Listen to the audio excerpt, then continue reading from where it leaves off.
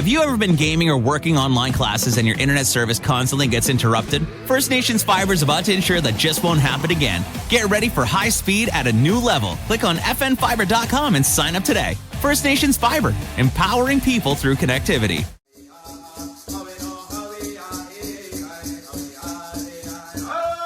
And welcome to another episode of the Kwakaratón podcast, a Ganawagi tourism podcast. And we're here with Kimberly Cross Zacharie and Jean-Michel Perron to talk about a bunch of different things for this month's episode. Yeah.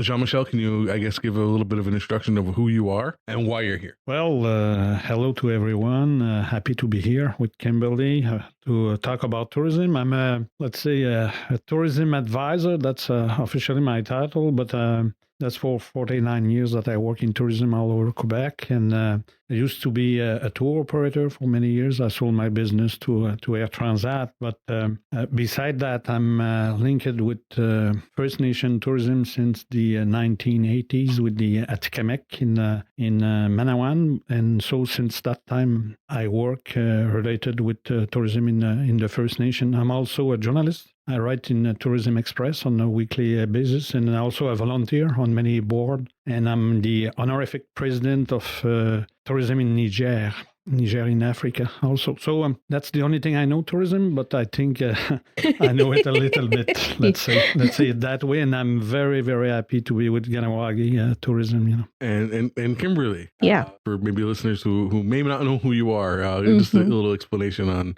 who you are and what you do. Kimberly that's my name. And I work at Ganawagi Tourism as the tourism development manager. And I oversee and plan for all of the activities that we are doing at Ganawagi Tourism, current and future, and projects like this that fall onto, our table that we get going and we get really into it and do some research. So that's what we're going to be talking about today. Some research that we did. Okay. So yeah, you guys just finished a research report, and I understand that Jean-Michel, you had a big part in that. So can you guys give us a little bit of a breakdown what this report is and what you guys hope to accomplish with it? Yep. So over the past year, Jean-Michel and I have been working on this project. I met Jean-Michel through Quebec Indigenous Tourism, through different projects. He does work with Indigenous Tourism for sustainability and does a big project with Quebec Indigenous Tourism. So, I got to see some of his work there.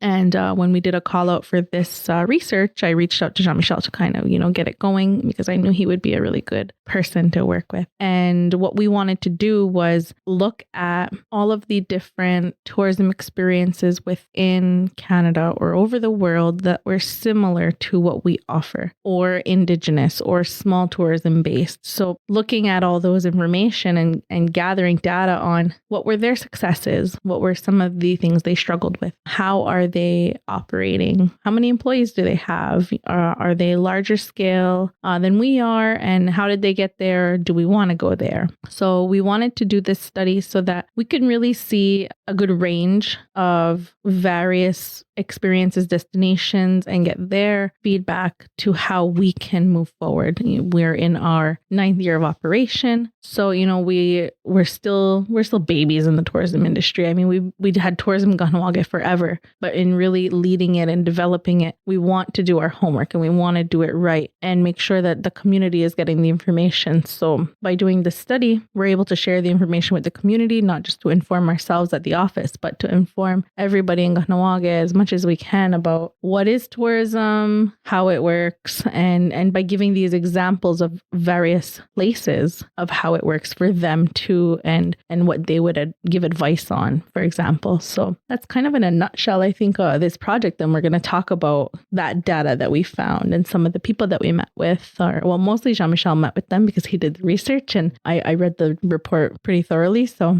yeah. So is this the first time that you've been a part of a project like this? Not really, because in tourism, when you do development, you do what we call benchmarking. You would like to know what are the best practices all over the world, because it's very rare that you create and you invent something that does not exist. So So I've done it, for example, last fall for the whole tourism industry in Quebec. I did a benchmarking of the best sustainable destination on the planet, like Finland, Costa Rica, etc. So I'm a little bit used to do that. But for First Nation benchmarking, I think Kahnawake is the first community to do that as formally as that, because, we did direct interviews with all kinds, like Kimberly said, destination, private businesses, but owned by community members, First Nation. So we did many interviews here in Quebec, in Canada, and even in New Zealand. We did also interviews over there, recommended by what we call ITAC. ITAC is the Canadian Aboriginal Tourism Association. So they gave us clues over there. For New Zealand, it was very special to meet. Her name was Nadine Toto. She's a Maori from New Zealand. I got her link by the newspaper BBC, and I learned that they won in New Zealand the best sustainable tourism business in last year.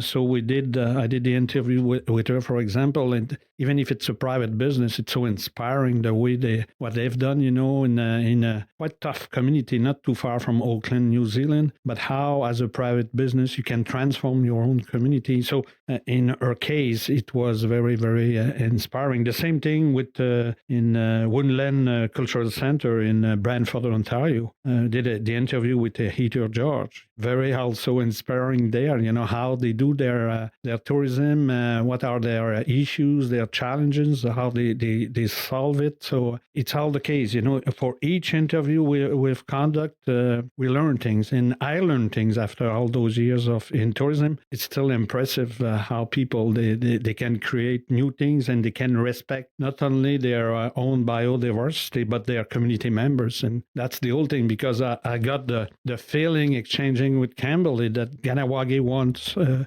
go in that direction, respecting the nature of your community, but mostly respecting the community members.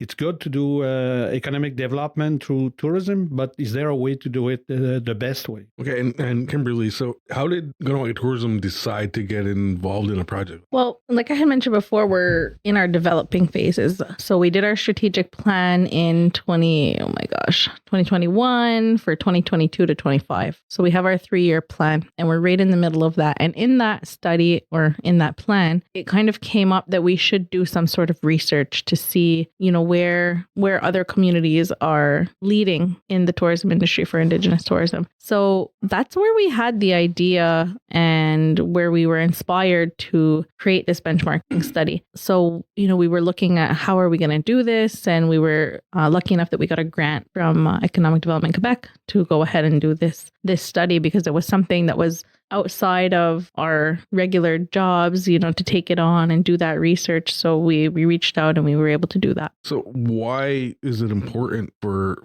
something like this to be done? What Jean-Michel had said before too was, we don't want to recreate the wheel. We want to be original. We want to do our own thing here in Kahnawake. But in order to do that, you have to look and see what's going on around you. It's kind of like when you're doing a business plan and you do like your market analysis and you see like who's your competition and what are your strengths, what are your weaknesses, where can you improve upon. So this is kind of related to doing that. So this study is going to help us, in our development phases of where we're planning and what we're planning to do and where we want to go, and looking at what advice or what guidance looking at this data, what can it give us to move forward. So I think it's really important that we know, it's not just a study that's going to sit there on our shelf. Thank you. I don't do that.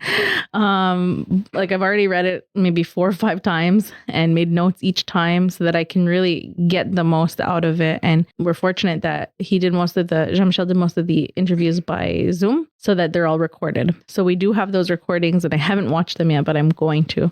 And we do plan on making, we'll talk about it later too, but a video. So we want to present the information that we gathered to the community so that the community can really learn about what tourism is, and not just, what tourism by definition, but really what it means for small communities, for Indigenous communities, how it'll help our community, and how we can implement those practices into what we're doing. Okay, so can you explain a bit about the process and methodology that your team used? Well, the first first thing we've done the questionnaire, a question for the interview that we forward to all the communities and the private tourism business in those communities. It was about quite heavy, about 50 questions related to the economic side of their operation, social impact, and also environmental. So it was very on a sustainable path, the way to analyze, like in any business in 2024, you have to look forward and only the economic side of your business that making profit. You have to look at the impact on a social basis in your community and also the impact in the environment. So we did the questionnaire in that way. We forwarded to them. They were nice enough, to accept to answer all those questions. And after that, we've done the interview, direct interview with them. So when it's like today with that podcast, it's when you're in front of the people, you exchange. It's so interesting, and they open to you. Their sometimes confidential information on. Just for an example, do they make money? Even if you're in tourism, you have always the question: Will it be good for my business or my community on an economic point of view? So some destination, they told us, I think that what was their reality and what was, again, their issue. So that's how we work in methodology. And after that, it was at least 1 hour each interview. After that, we analyze what they said, and that's how we produce the report given to Ganawagi Tourism and Kimberly. And who are some of the people that you interviewed, and how did you choose them? Well, I can give you some names. For example, it's called the NWAC Center in Gatineau. It's the Native Women Association of Canada. Her name is Kitri Yadav. It's for them, they want to develop tourism, like building an hotel, including like a small convention center. We did an interview with Tourism Wendake. In Quebec, First Nation tourism, the two communities who are the most developed today are Wendake and Esipit on Quebec North Shore. So we wanted to know how Wendake, which is not too far from, as you know, from Quebec City, it's the same like Ganawagi related to Montreal. So we wanted to know how they succeed, because it's a big, in their case, it's a big commercial success. Also, we talked with the Squamish Liwat Cultural Center in Whistler, BC. Very interesting organization in tourism. We talked with Gaspeg, with the Mi'kmaq in Gaspesia, Gaspeg community. That's 4 years they operated tourism, and it was very, in their case, interesting. I talked earlier about Woodland Cultural Center in Brantford, downtown Vancouver hotel owned by First Nation, Squatchase Hotel. Very interesting in their situation, because each of those organizations, they have something specific. Like this hotel in Vancouver, they created for artists like a cooperative in the hotel, and how they've done it. What was their challenges related to that, but very unique and interesting. Not too far from Kamloops, BC, we interviewed the Quote Lodge and Spa, which are owned by the local community over there. And also they are very interesting, like with the climate change, they were hit very hard with the forest fire, for example. They had to close. And what was the impact with the local workers, in the community, and what are their challenges towards the quality of the job, which is, with all the benchmark that we've conducted, the quality of the jobs, how you train your employees, that's something in every businesses, every organization, or privately owned or owned by the community. It's a constant concern that it's the base of success in tourism. So that's the kind of interviews we've done. Also, the only one which was not from a First Nation, it's Tourisme Saint-Raymond near Quebec City.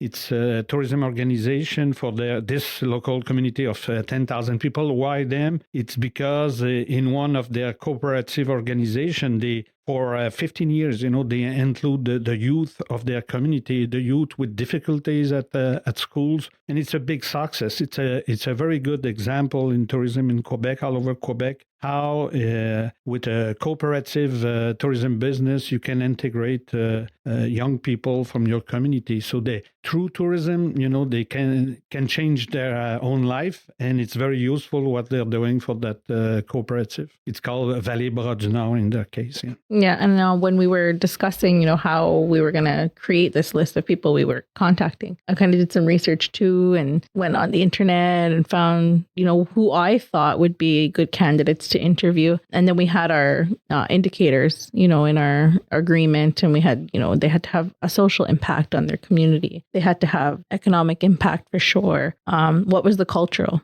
factors that they had as well? So all those aspects were taken into consideration when we were choosing who we would, and thankfully they all participated. If they're listening today, thank you so much.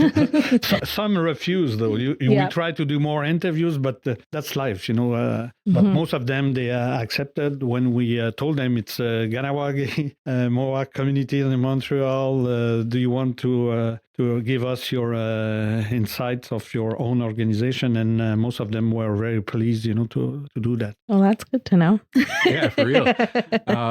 So through this project, did you guys notice or find any similarities between some of these projects and communities in Ganawagi? Yeah. So I can start off what I thought. A lot of them are doing a lot of things that we aspire to do or that we're starting to do as well. So a lot of them are, in their training for their employees, getting their foot in the door for giving tours, and how are they going to train those tour guides and take care of their mental state after they give tours, because some of them, once you give a tour, sometimes you're giving so much information. Sometimes it's personal stories. Sometimes it can get really emotional sometimes with different tours, depending on how deep you go into stories and be family experiences, or how your visitors will even react to your stories and things that they'll share with you. So some things that they really pointed out was, how you take care of your employees, and maybe, after they have a tour, how do you debrief that and allow your employees to separate, afterwards from that tour and not keep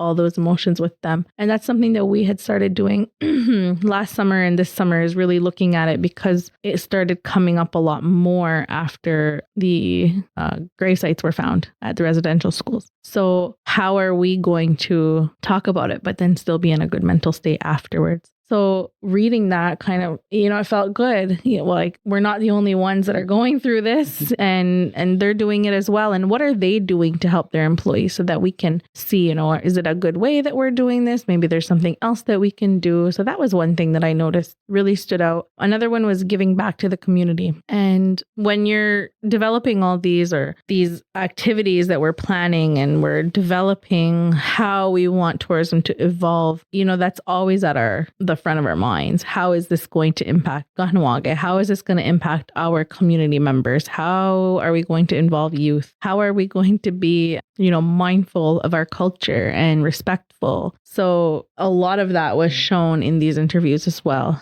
So that was a positive. Some of them had said, make sure that you have community buy-in, or that you have an advisory committee. And we're developing that this year. So that was cool to read that, that somebody else was doing it. And that was one that stood out. Another one, I'm trying to read my scribbles, but different things that we could do that kind of was in my mind, of maybe doing travel exchanges with different Indigenous communities. And that's something that myself, as well as the tourism employees at Akwesasne Tourism, and then as well in Ganassadage, that's something we've spoken about. And it's cool to hear it from other nations, that are, across Turtle Island. And they're like, well, we're thinking of doing the same thing. So where can we go with this? So that's really exciting, to feel that there's, like-minded people so far away that are doing similar things that we can do as well. And also I could add, in all those tourism organizations, the most important point is that cannot work if community members do not support tourism. Mm-hmm. So it's the main thing. You cannot create something in a bubble, which is not directly connected, where the community members understand what is the add value of doing tourism. Another element, and it's related directly with First Nation tourism, it's the authenticity. It's very important to translate in your tourism experiences. It could be tour guiding, it could be a restaurant, it could be a museum, whatever. People today the potential tourists they want authenticity, and mostly in First Nation they want to talk with community members, with people from Ganawagi. Today it's so easy to have new technologies that you can have on your phone, or you can have on your tablet. All the information you want, but it's not what people expect from a First Nation community. They want to talk to somebody, to a human, which is different than the majority of I would say tourism experiences. It's a lot more strong for the First Nation, which is somewhere very interesting, because it will create jobs necessarily. At the same time, there is the challenge to find the people willing to work in tourism. And that's where also that we learn it's very important, the quality of the jobs that you will be offering. And it's more than the salary. It's how you project your own culture, because through tourism, community that can help to protect the language. The traditional language, all tourists wants to hear, even if they don't understand a word. They're keen, to hear what is the local language. If you have a workshop how to speak Mohawk, it will be even great. But you see the impact of tourism. It could be very positive with the local culture, because the people, they want the real thing, and they want to understand how it's different. Another matter that few of the Canadian organization told us also. Tourism could be a good mean, for reconciliation, and I believe that here in Ganawagi, with the Québécois, I think through tourism, it's a serious way and a very positive way, to really reconnect and learn each other in a very respectful way, So I think it's a social impact, very positive in the future for Ganawagi tourism. I have a quote from somebody that was interviewed, not sure which one it was, but they had said, when it comes to measure the economic impacts, we consider how much that we can do for our community and how many lives we've changed and saved just through being unashamedly who we are and using tourism to positively impact on our lives. And that really stood out for me, because that's what we're trying to do. And like you said, it's not about, huge salaries. It's not about getting out there and making all the money that we can. We're trying to do our best, and it's nice to hear it, because we do our food festivals and they're all cultural based and based on our ceremonies, and that's how we're sharing. And with food, because food is so important for our culture, and hearing that, it made me feel a little bit better about the things that we're doing, and I'm hoping that the community will see that as well. And I think once we're doing our planning, it might be something that we highlight, in our plans. It's not just, the what are the economic benefits? We're really going to put there, well, what's the social benefit? What's the cultural benefit? How are we impacting the community? And really put that in our, in our markers, instead of just reporting on statistics. Well, that's going to be one of our statistics too. So we'll be able to measure it when we're doing our planning and reporting. Okay. So, and through this project, did you guys learn new ways for the community to diversify our tourism offerings, or maybe things to avoid, or just say not do, or whatever? One of the biggest things that I read was that just be authentic to who we are. And I think it was the lady from New Zealand who said, don't change who you are for anybody. It's not her words exactly. It was really funny how she had said it in the report, but be exactly who you are, and whatever tourists are wanting, and they're coming here, it doesn't matter. What you're offering is who you are, and they're just going to have to face that fact, because sometimes it's like that. We have people who are coming in and they're hit with the reality that we're not all living in longhouses, and that we're not all wearing our traditional dress, and then they ask the question why, and then we have to get into it, and then the realization. So sticking our ground and just being authentically Ngwehue people, that was one thing that stood out to me right away. And then I think things that we learned that maybe we could do different or just expand upon, I think more long term, is doing training programs. So looking at, I don't think this is very far in the long term, but training programs for our youth or people who are interested in going into the tourism industry and creating tourism ambassadors in Kahnawake. You know, who are our youth that are good at telling stories? Who's really smart or really talented in singing songs or dancing or, you know, has certain knowledge that we can share. So I think that's going to be something that we develop in the near future. Maybe doing some sort of like master and apprentice programs where we have, like, for example, Richard Nolan, who was doing basket making, and then he taught Chelsea how to do it. So, you know, now Chelsea has all that knowledge of basket making, but let's expand upon it. You know, maybe there are other people in the community who have these crafts, these skills that we could pass on. So creating those kind of mentorship programs, and then maybe that would be partnerships with like the cultural center, you know, also looking at a travel exchange and maybe with other Indigenous communities. So maybe partnering with like the youth center because they're doing their youth traveling. So maybe that's something that we can do where we're not just going anywhere in the world, but we're going to Indigenous communities and we're creating these our own little travel experiences for our own people, but learning at the same time. So that's something more long-term, maybe. I don't know, maybe not. You know, there's lots of people out there and we're already kind of doing it. So it's not that far-fetched. Another one was sharing and doing travel exchanges for sharing knowledge with maybe planting or medicines or art within nations. That was one that one community has been doing. And I thought that was interesting. You know, like we could do that. And some people already do it, but it's kind of more quiet. But this would be more of like a trip, you know, like something that you can plan, you can save for, you can go and do it. Or maybe we could do something like a partnership with Collective Impact, like all organizations within the community that kind of do these things. And so it's something that I'm going to think about and talk with our team. And once we have our advisory committee will be able to read this and they'll have their takeaways from the study as well. And we'll see where we grow. But definitely, I don't know if there was anything that we're going to completely avoid. I haven't found anything like that yet, but because they were good examples. We choose the best tourism, First Nation tourism organization. So they were not all that successful, you know, for example, commercially, but they were good organization at the base. Yeah. And by the way, the last question we asked everyone was, what advice would you give to the Kahnawake community? And just one quote that I love, I don't know if you noted, Kimberly, is that do not sell culture, but share it, you know.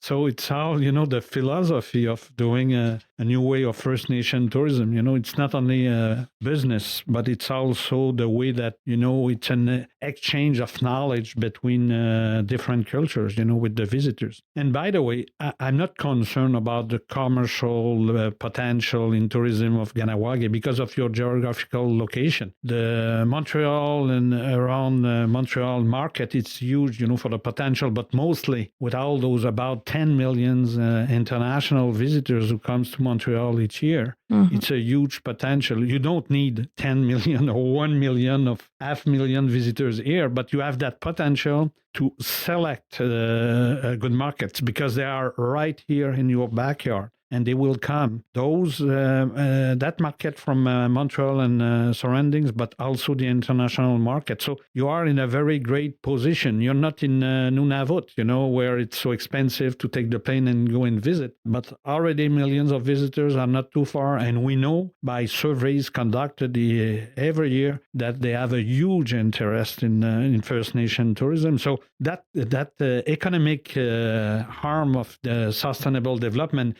From my point of view, already you've got it, you know, and many organizations that we interviewed, they were not near a big city center like Kahnawake. So it's a big advantage for you for the future of your tourism because you will be in a position to choose your visitors, which is not the case for many destinations. Okay, and are there any key points to highlight from this report for the community? I kind of think we said a lot of them already, but another one that came to mind just before you asked that question was was there was one that did the artist co-op, and there was a location where artists could sell their products and they wouldn't be charged like that overhead fee, but maybe it was run by the artist. So that was something that kind of stood out. With our new cultural center coming, we will have a gift shop boutique. How can we, how are we going to develop that, and what's that going to look like? So, or would it be a completely different space?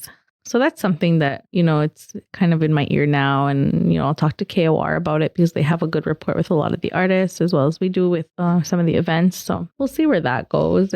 But I think the biggest takeaway for me is just, hearing the different successes of all these different places and how it seems that we're on the right path here in Kahnawake. And hopefully by doing this research, it's just going to keep us going on the good. I totally agree with you, Kimberly, not because you're here, but I know you for a few years now, and I think you have the good way of seeing your tourism development in your community, because you look what is the best lesson to learn from the outside, and you're going step by step, respecting your community members. I think it's the way in 2024 to do tourism development, and I hope a big success for your community and your organization. And I'm sure you'll get it. In a few years from now, if you have your community members' support, that Kahnawake will be a change, and the perception of your community will change. Like my own perception has changed when I visit with you. Your own community. It changed. Mm-hmm. So it's very positive, because you're in a position again that it's not only tourists who will come and spend money, but you have a good occasion to change people who will work in tourism in your community, but also the visitors. Mm-hmm. After their visit to Kahnawake will change their perception of who you are and what that brought to them. To be open, to a different culture and a different way of seeing life. So what's the next step for this? Is this report going to be shared with the community? Yep. So the next step is we are going to take some of the video portion that Jean-Michel compiled, and we're going to take clips of it and create a video presentation to be shared with the community so that people don't have to read a report. And we'll put some like flashy stats in the video and make it kind of like infographic style. So that's how it'll be shared. Hopefully people will listen to our podcast. Thank you if you're listening. And if anybody has any questions too, feel free to call us. And if you want to learn more about the study, anytime you can send us an email or call us, and we'll be happy to talk about it. Okay, great. Thank you very much for joining us on this episode of Kwakaratón, a Kahnawake tourism podcast. Thank you.